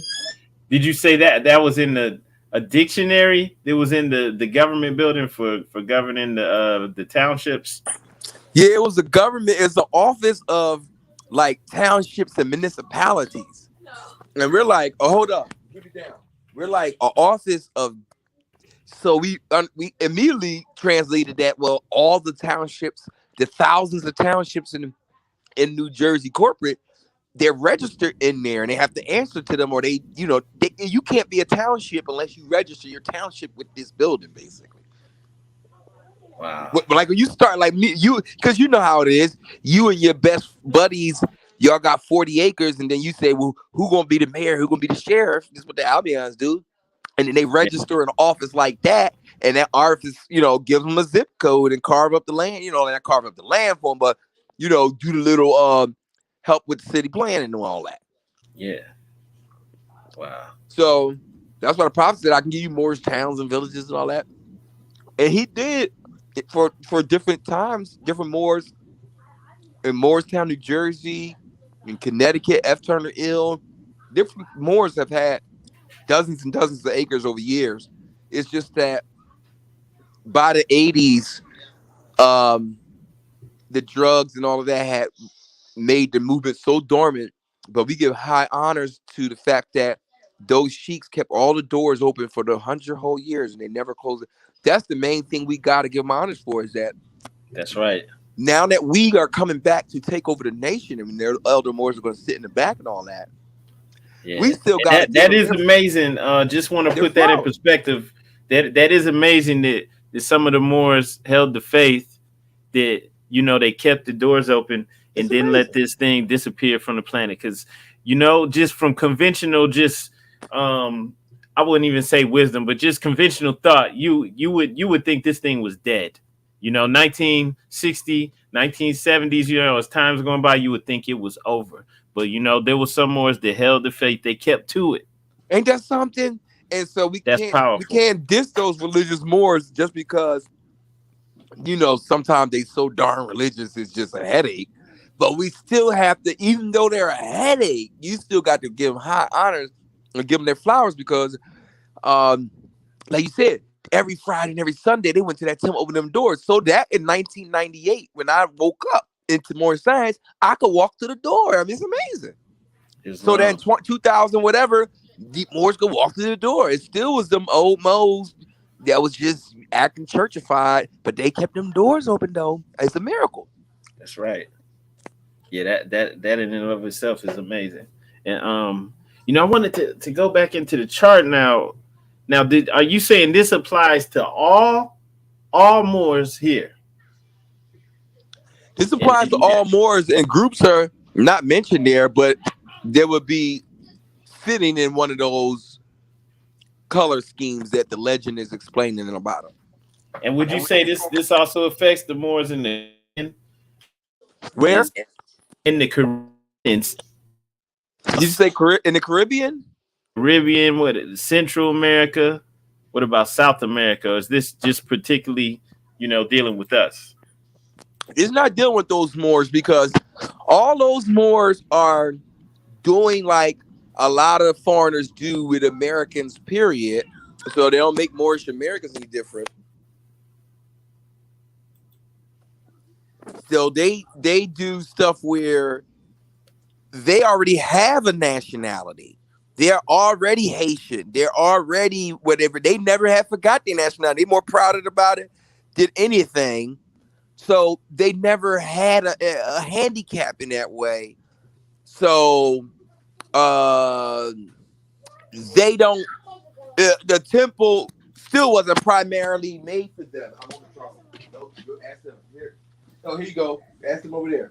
So the temple still wasn't primarily made for those people who didn't lose their nationality, that weren't denationalized.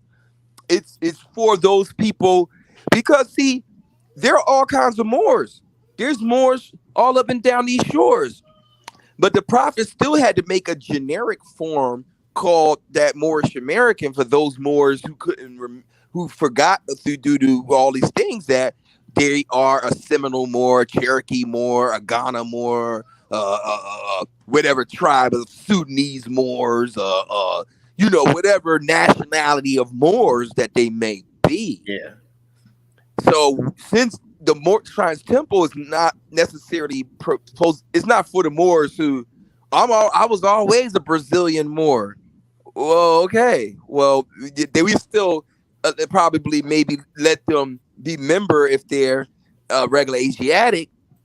However, it's not like we're going on a wave to do that, because I've seen my findings as a mufti.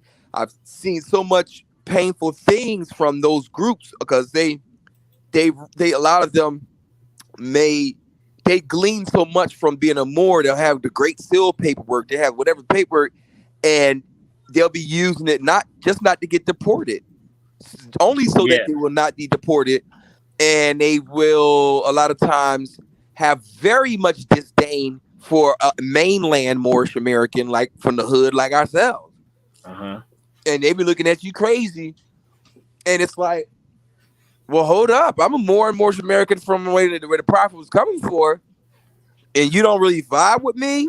So in Miami, all right, talk to your dad. Talk to it, share it. In Miami, I found that it was dozens and dozens and dozens and umpteen dozens of Haitian nationals that were just using the Moorish paperwork of all different flavors and varieties to just avoid getting deported and to hustle and make money. And so it became a thing where I saw that I couldn't help a lot of them, even though I wanted to, because their intentions were so misconstrued in a certain sense. And so charity starts at home. It's better for us to internally, as people that were once labeled misnomer Negro, black, and colored, straight up and down. The brothers and sisters is coming in, and they didn't have that handicap now. Because see, what happens is my wife, Dr. Poetica Bay, praise Allah for her, she gives me a lot of that history, and I looked it up. I was blown away. So many brothers from the mainland, Africa Central, what I call it, because North America is like Northwest Africa. So but they be worried about talking about Africa Central over there in Asia Minor. A lot of those folks got all the grant money, like Harlem and Harlem Corporation, all them areas are now so owned by these different nationals who got all the grant money off the backs of all these Black Americans, for lack of better words, that were these denationalized Moors that were what? Did all this work in the Afro-American brand label name. Now all the guess what? Because the person that's born in Africa and moved to America, that's a real African American. Now they get all the grant money and everything that they let you carve. That your grandparents all carved out all this Martin Luther King money, and now they don't get a dime of that money. It goes to all these people from Haiti and let's say Africa, not Haiti. To all these people from West African countries, and they be turned with their nose up. In Harlem Corporation, looking at people crazy because you can't get no African American money because you was really never the African American. Wow. So he's really the African American, and then now he's getting all the money, and they let you wear all these dashikis and stuff. A lot of my friends that were from those countries, we fell out when I first got nationalized, brother. It was crazy. Wow. Because eventually we all are really close over the years, but but it took them a while because because what happens is they were very upset that the gig was up for me and I couldn't be pimped any further. Yeah. You know what I mean? Because it's something where because basically they pimp our people in the Moorish Americans just like the Arabs do, in a sense where they have you wearing their dashikis and their cowrie shells and all that. But how it's supposed to work when the prophet says worship under your own vine and fig tree, right? He's basically giving you everything in one shot. That gives you a jurisdiction, but also that gives you a monetary system, because now you ain't got to go around jocking Jay-Z all the time. Who I want to be my Afrocentric brother and sister. I want red, blue, all this type of stuff. Because when you come to market, now you can get that dashiki from that brother, but you could trade him or her that that cotton that come from North Carolina, from Cherokee country, that come from your tribe. Yeah. But you're dealing with cultural exchange, and everybody will respect each other and respect you. It's just that the Moorish American, the denationalized Moors, think they're African Americans, so they get caught up in thinking they're from Africa Central in a sense, and that way people pimp them and make them, So all my buddies, they hated my guts for a couple years because I didn't believe anymore that I was this African on that tip no more. Yeah. And now the pimp game was over. See?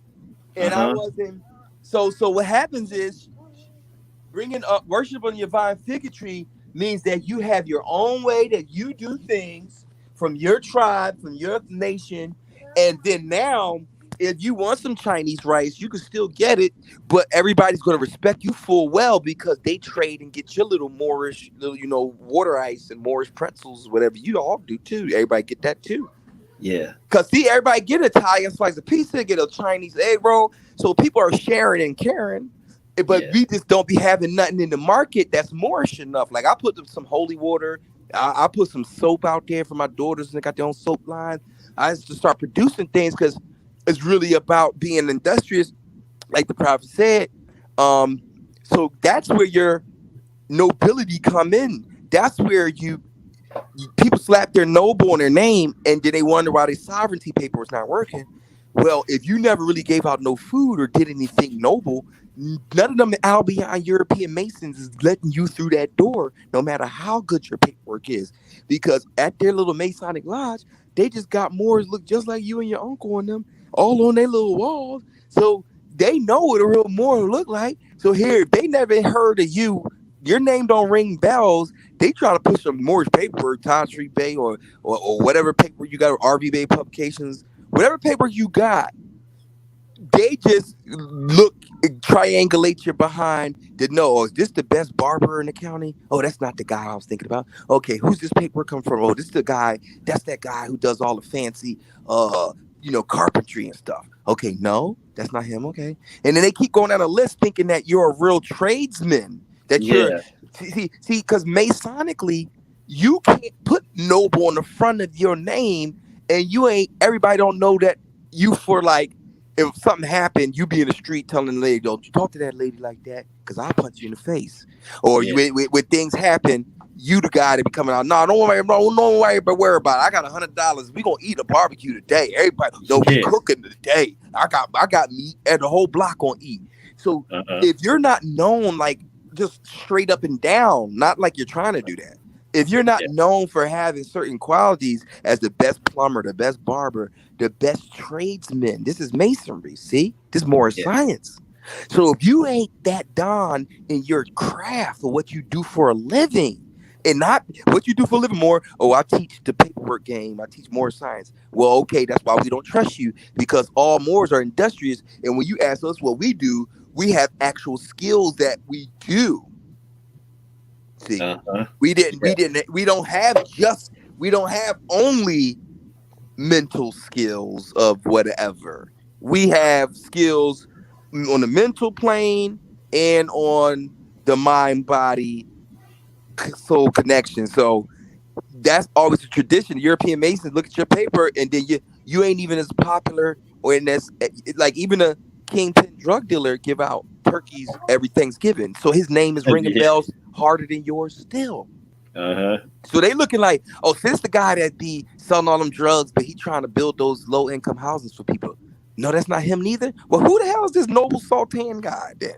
So so you're making Europeans, they're not sophisticated like that. All they know is they look your name up, your paperwork is heavy enough that they look you up, and you ain't ringing no bells in no form or fashion to be using that heavy title that you got on the front of your attribute. Yeah. If your name was bringing bells like that, believe me, they gonna be like, oh, that's the guy. Yeah. That's the guy that gives out haircuts every Friday. He has all the kids. They don't have to be Muslim either. Anybody under 13, he said it's Holy Day Friday. He just give them a haircut. At least your name would be going there. But Moors ain't even that wise to know that that's what you have to be doing. You have to be taking that's your olive branch. You have to be taking your face, your place amongst the affairs of men by being on the hedges of the highways with it. Yeah. teaching them repent from sin and learn to love to hate instead of hate. Because see, I always do the music ministry. You know, my family, the Bay Band Family Trust, so we always turning up, praise Allah. You know what I mean? Thank you, Jesus. We just always on the mic doing it because change the literature via the multimedia because they ain't gonna read no book. Islam, yeah, that's right. So that's how we do it. But you don't have to do it that way. We train you on how to do your signature program, take your hobby, whatever it is. Some people already have a company up and running. We say, yo, just take like the guy at the barber. We like, yo, just do Fridays and give out free cuts. You already ringing bells in the ethers. Your paperwork gonna work. People they doing all this fly paperwork. They ain't never did nothing. Then they think them they think the European Masons gonna let them through the door or some noble and they ain't even fed nobody. Yeah. You crazy. Man, it's that simple though. Yeah. Yeah, that makes sense. Start feeding some people, start doing some things, and I bet you when you start talking heavy and saying the treaty this and treaty that, people gonna be like, yes, Mr. Sir, yeah, okay. But these people that be dishing it out, they don't put Allah first, so they don't be trying to give what Allah want first to get any goddamn thing that they want on the physical plane. They don't never give it up for Allah first or nothing. Man. That makes a lot of sense, and I mean, it's a lot of people that's trying to do things maybe for more selfish reasons. Maybe trying to to change this situation. And I hear you, man, because you got to come from love, man. If you're not really standing on our divine principles, nothing's really going to work for you at the end of the day. And if you don't even know what the divine principles are, that's even worse.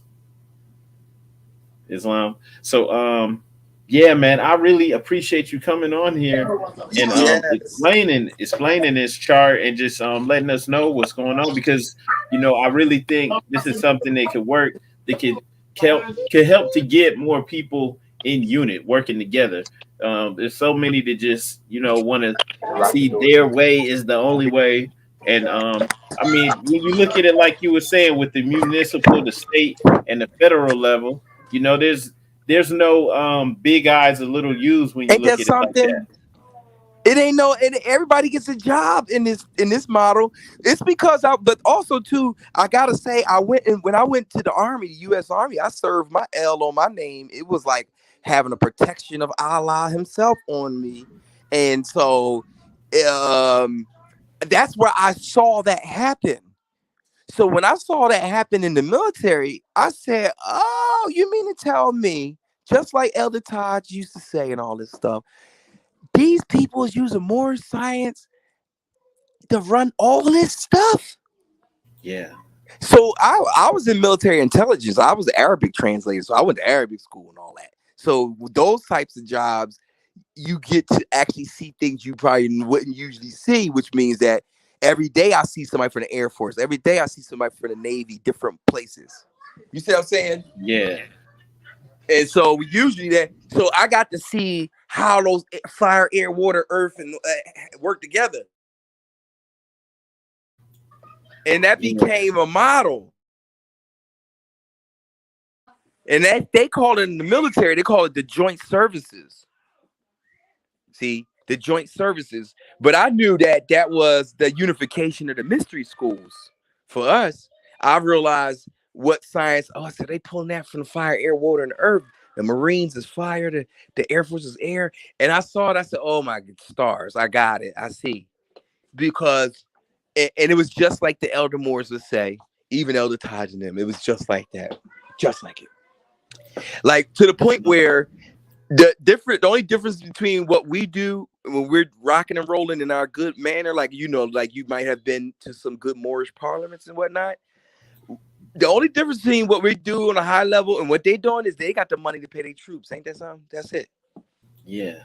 But if you knew it was that simple, you would just get with the other Moors and say, oh, what do you do? Oh, okay, well, good. Okay, you working? We all, because it's all job for all of us. We're all good at these things, and we're all see, militarily, you learn that everybody has the chance to be the leader. So that's why I'm able to write these fatwas and all this type of stuff. It's mainly because I realized I learned that in the military, and you get that training. You're like, oh, so you realize that all these Moors talk about their right, somebody else is wrong. No, it's just that Moor, this sister's right, but she just doesn't know she's right for step number 5.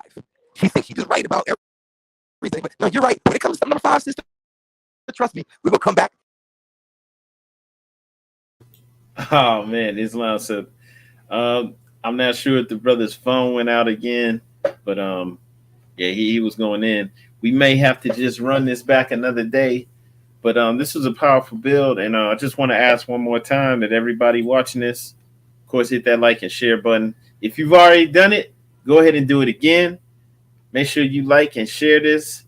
Help get this information out there. Once again, as I was saying earlier, we're the ones who have to tell our story, who have to cover what's going on in the Moorish American paradigm, right? Nobody else is going to do it for us. Nobody else really wants to explain and tell what we're doing, what's going on, what's happening with this rise in consciousness, right? With all these Moors all over the country waking up, you know, it's actually amazing. It's powerful, and it's amazing that this is happening, because it's happening without resources, without the school teaching this, you know, in public school, without this being on TV, right? The only time they try to cover it on TV is when they can try to throw dirt on it, show some Moors getting arrested or something like that, right? So, you know, it's amazing just that this is happening. And once again, totally grassroots without any resources. So it's only us. So you really have to put that in perspective to understand how amazing this is. And then that's also why we go hard for this. Like, we're passionate about it because it's real. Not getting paid to do this. This is a labor of love. Okay. So just since I did mention that though, Morris, you can send a donation, Cash App Moors in America. Everybody make sure you do it. Even if you just $2, $4, $5, Cash App Moors in America donation. This is totally a labor of love. It's just something that we do because like Moors like me, we're passionate about it. I really believe this is real. And I'm really living it. So this isn't like a game for me. Like my family, they're all Moorish American as far as in my household. And so, you know, it's great building with other Moors too, who are serious and sincere about this.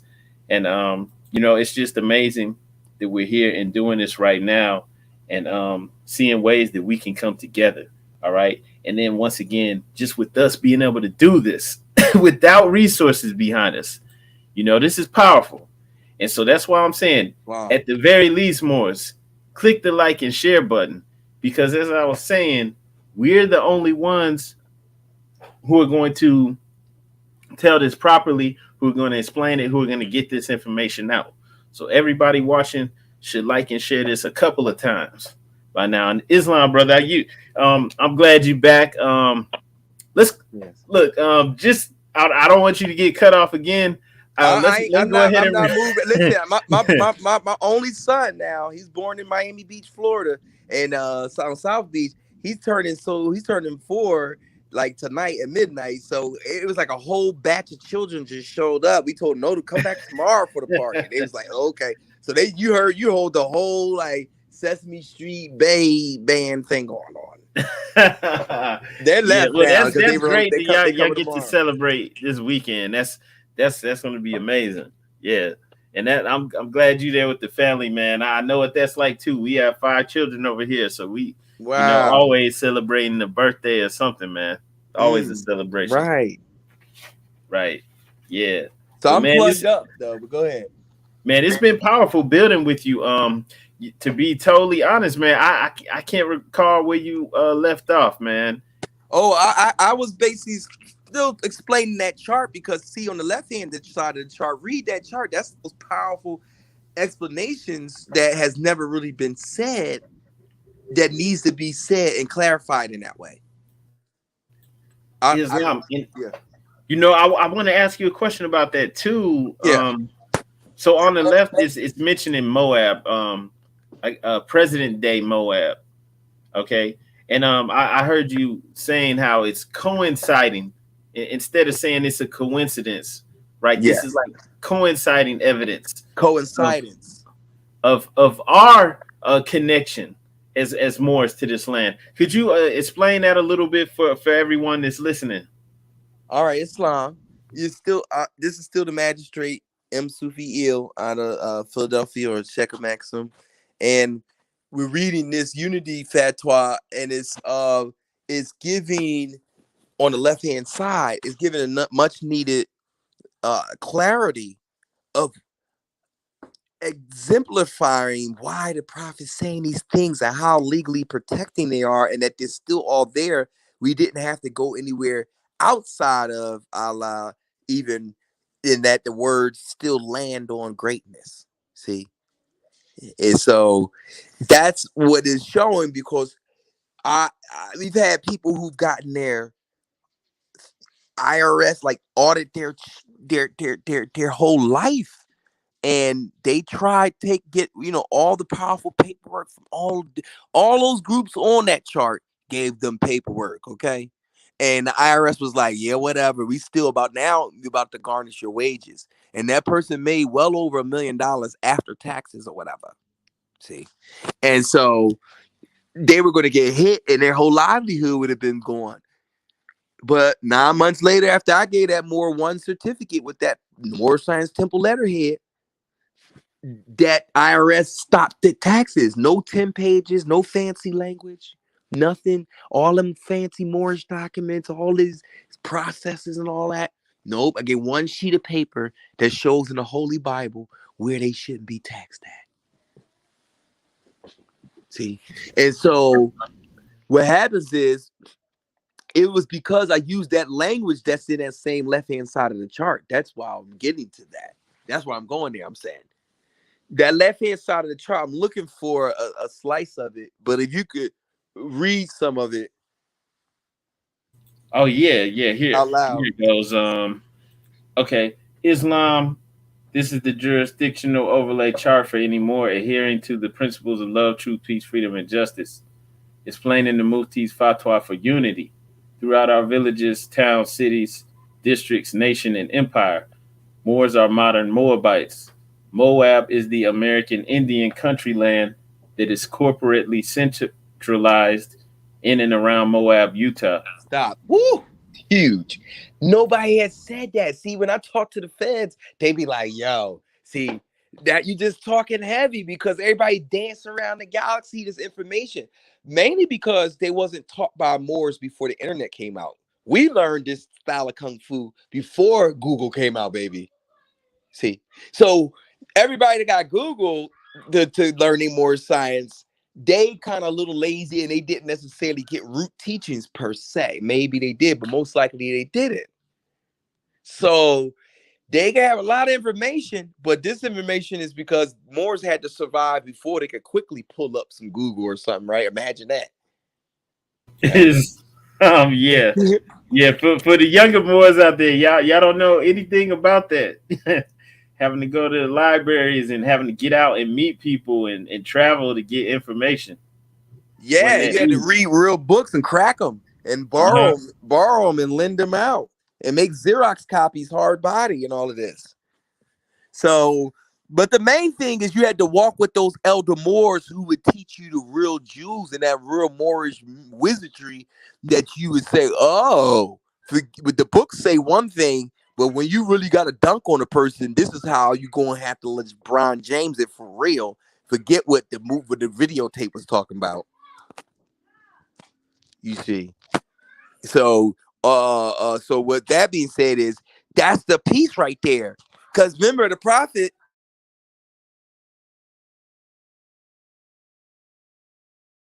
Islam, brother. Islam, pardon me. The prophet has said that the Moors are the ancient Moabites. So, of course, that brings us in the modern time to be modern Moabites. And since we know that, this is Northwest Africa, in that sense, the North Gate, all that, these are all clues. But we didn't know that, the people that imitate Moors are called Mormons. They're doing a Christian version of Moorish science. They feel that, okay, Moors are Hebrews and Muslims and all that, but they feel like in general Moors are Muslims and Muslims have more than one wife. So they do the Christian version of that with the Mormon thing. So they move out to Moab to take your place. They did Trading Places movie in Philadelphia. Right. Wow. And that's because that's where we lost nationality. That's where they traded our place. That's where we became black and they became white. Wow. Yeah. I didn't know they did that in Philly. Wow. Yeah. And that's where we lost the nationality. It was all about that. So our Moorish movie night be vicious, We've been doing this a while, So watch Let's Do It Again and all this stuff, Bill Cosby and Morgan and Sidney Poitier, But the Elder Moors put you onto the real movies, So what happens is nobody had realized that prime meridian was not out in Greenwich, England. The zero timeline starts through Greenwich, England, right? Right? Islam. So the timeline back then was run through Moab and Denver and all of that. The day started there. The day started in England now. They made the arbitrary line to 0, right? 0 was at Moab back in ancient time. Islam. See? So that's why Masonically and all of that, the Mormons who imitate Moorish men, the Mormons, and they got the Christian polygamy and all that, they go to Moab. See? And they take over Moab, Indian country. See, so that's why I gave one sheet of paper and even the IRS said, oh, he done said the right buttons now. Oh, yeah, the Moors are ancient Moab. See, now I'm talking what the prophets talk about, and I could prove it in modern day history, though. Wow. See. So then they got, somebody done stepped in Jew. I was shoot. My elders knew the masonry inside and out. So I know I taught to them. And when you line it up like that, they be like, that's the master. Because it ain't philosophical. This lining up, these are when we lining up stars, all stars aligned. You know what I mean? Brother, yeah.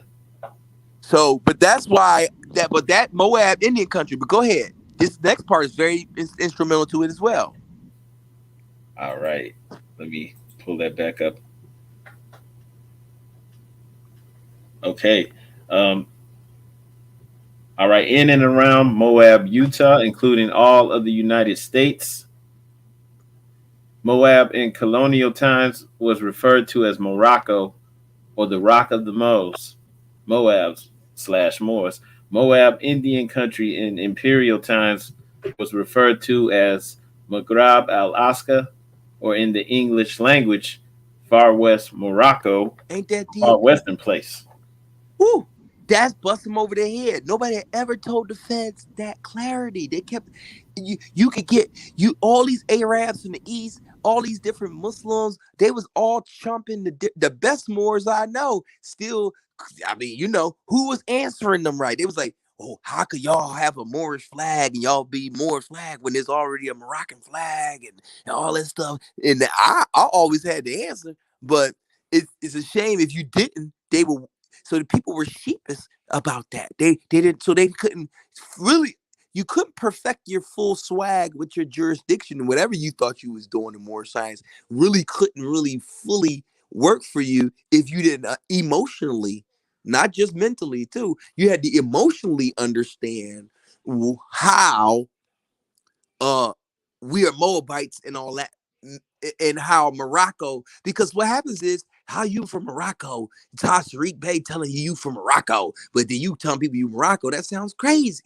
But not if you. It don't sound crazy if you know that they both just happen to use Morocco in their name. Yeah. See, when I told them IRS people, they had to deal with it because I was the first person to say to them not to be confused with. Just that alone killed them because they had to be like, wow. Yes, if I'm from New England, I'm not being fraudulent, and nobody ever thinks I'm fraudulent just because somebody from England walks in. Well, they both have England in their name. One of them has to be a fake.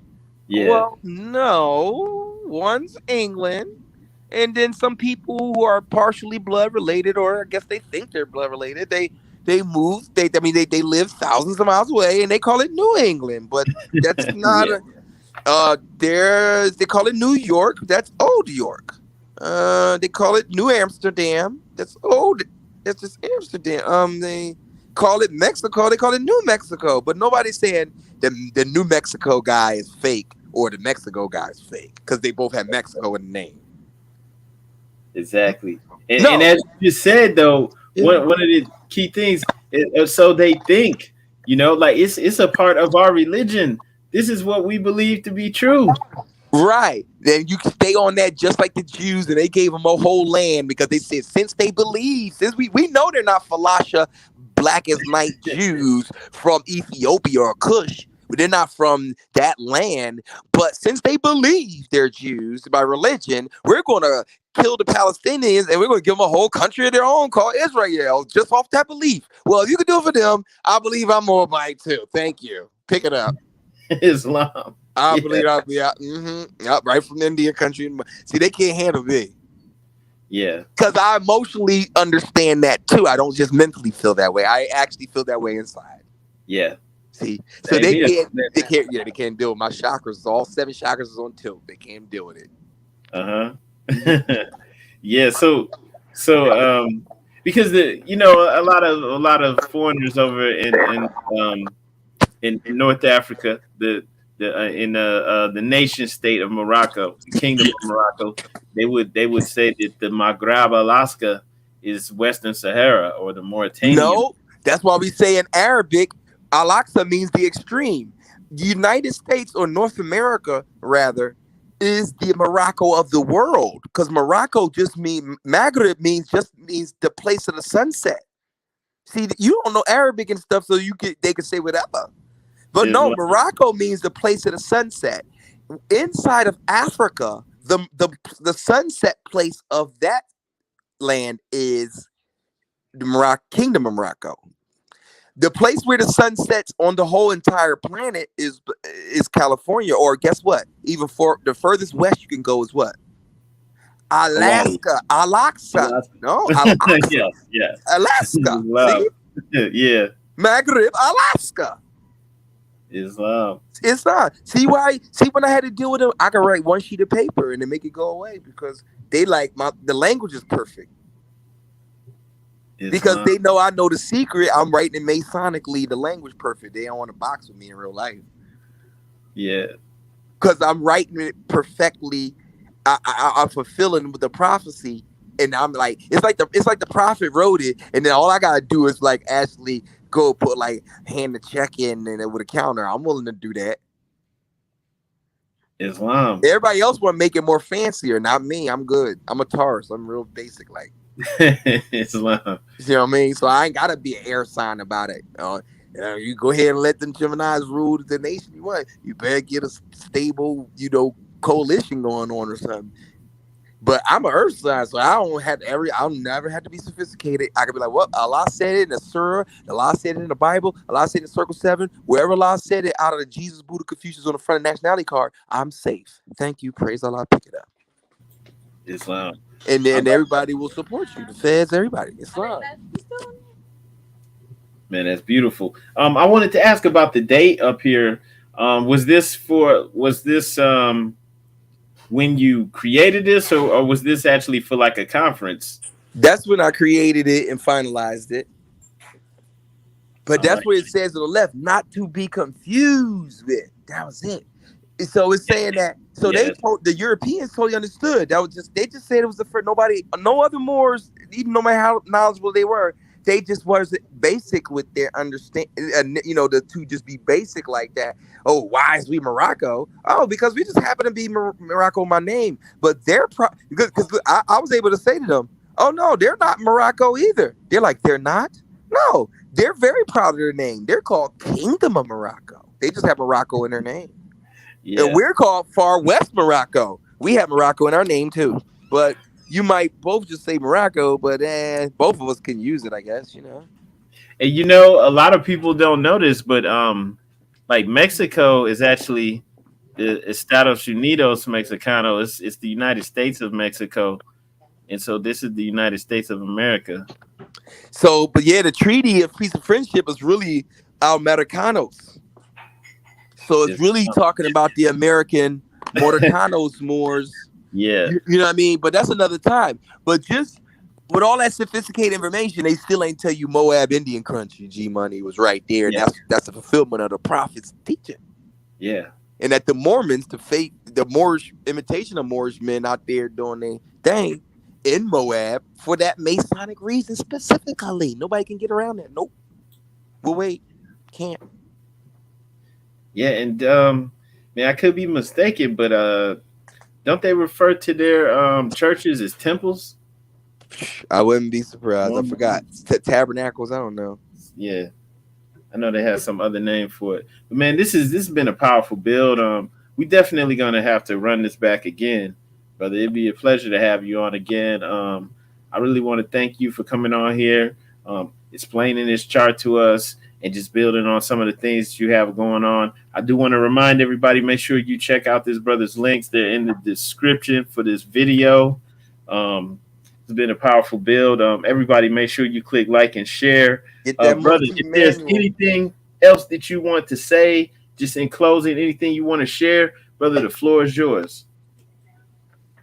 All right. Well, we air a lot of our Moorish science. Like I told you, I do it through the multimedia, changing the literature through the multimedia. So we have our TV show, Goddess Mobile TV, comes on every Friday evening, 8 p.m. to 8:30 p.m. in New York City, corporate. And check your TV guide for listings.